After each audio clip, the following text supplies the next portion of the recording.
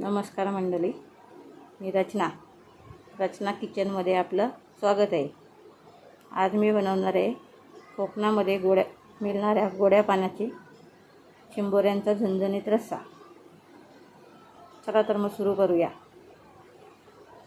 चिंबोऱ्या मोडून साफ करून घेतलेल्या आहेत। त्याच्यासाठी वाटणाची तयारी केली आहे।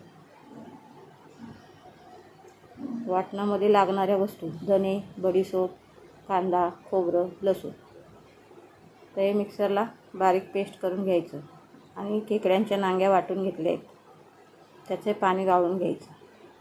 त्याच्यासाठी लागणारा मसाला हळद, तिखट, धना पावडर। गॅस चालू करूया, त्याच्यावर टोप ठेवला, थोडंसं तेल घालून 4-5 लसणाच्या पाकळ्या चेचून घालूया। 4-5 लसणाच्या पाकळ्या चांगल्या तडतडल्या, मग त्याच्यामध्ये अर्धा कांदा बारीक चिरून घालायचा।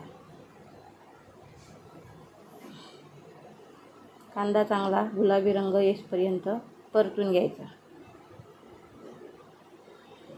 कांदा परतून झाला की मग त्याच्यामध्ये वाटलेलं वाटण थोडंसं घालायचं, खूप घालायचं नाही। रस्सा जाड झाल्यावर त्याची चव बरोबर लागत नाही। नंतर त्याच्यामध्ये आपण हळद, तिखट आणि धना पावडर ते घालून घ्यायचं। चवीनुसार मीठ घालायचं आणि वाटण चांगलं एकजीव करून घ्यायचं। नंतर त्याच्यामध्ये मोडलेल्या चिंबोऱ्या घालायच्या, चांगलं हलवून त्याला एकजीव करून घ्यायचं।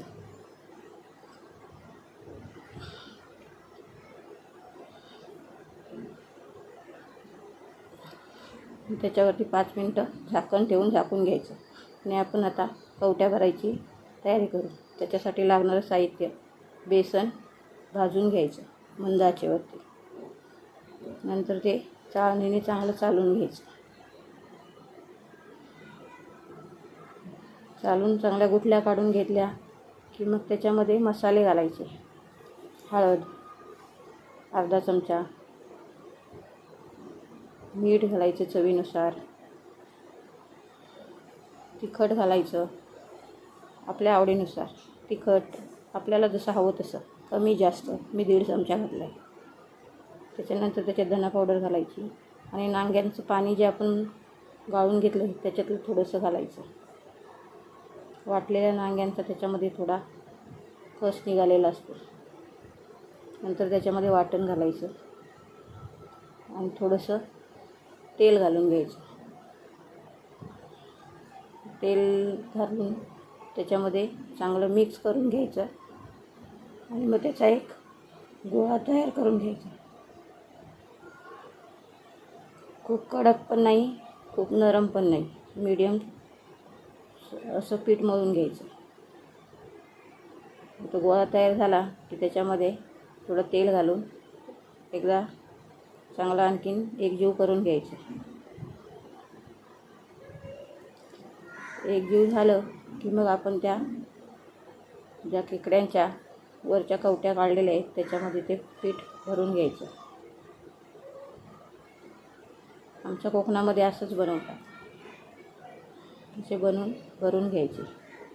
काही लोक त्या कवट्या कालवणामध्ये घालतात, पण मी चाळणीमध्ये उकडून घेते, कारण आमच्या घरामध्ये कोणाला कालवणातले आवडत नाहीत आणि या खायला पण छान लागतात। करून बघा।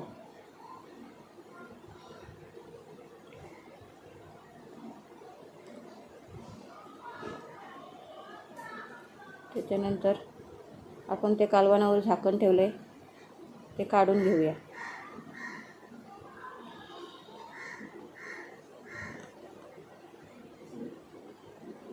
ते चांगलं हलवून त्याच्यामध्ये आपण जे नांग्या मिक्सरला लावून त्याचं काढलेलं पाणी आहे ते गाळून घेतले, ते त्यात कुटून घ्यायचं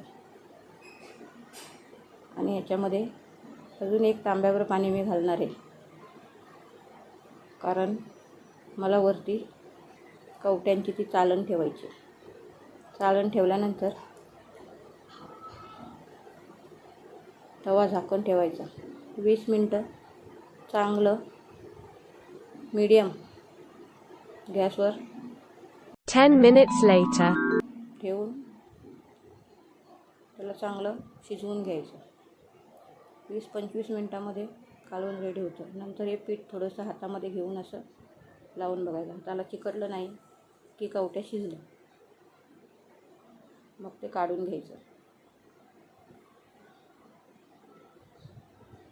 आणि ते सगळं साईडला जे कालवणाचा कस साईडला लागलेला आहे हा सगळा हलवून त्याच्यामध्ये मिक्स करून एकजीव करायचं. नंतर त्याच्याबरोबर नाचणी, ज्वारी, तांदळाची, बाजरीची कुठच्याही भाकरी खाऊ शकता. खूप छान लागतात. या मग खायला. धन्यवाद. रेसिपी आवडल्यास लाईक करा, शेअर करा, सबस्क्राईब करा. नमस्कार.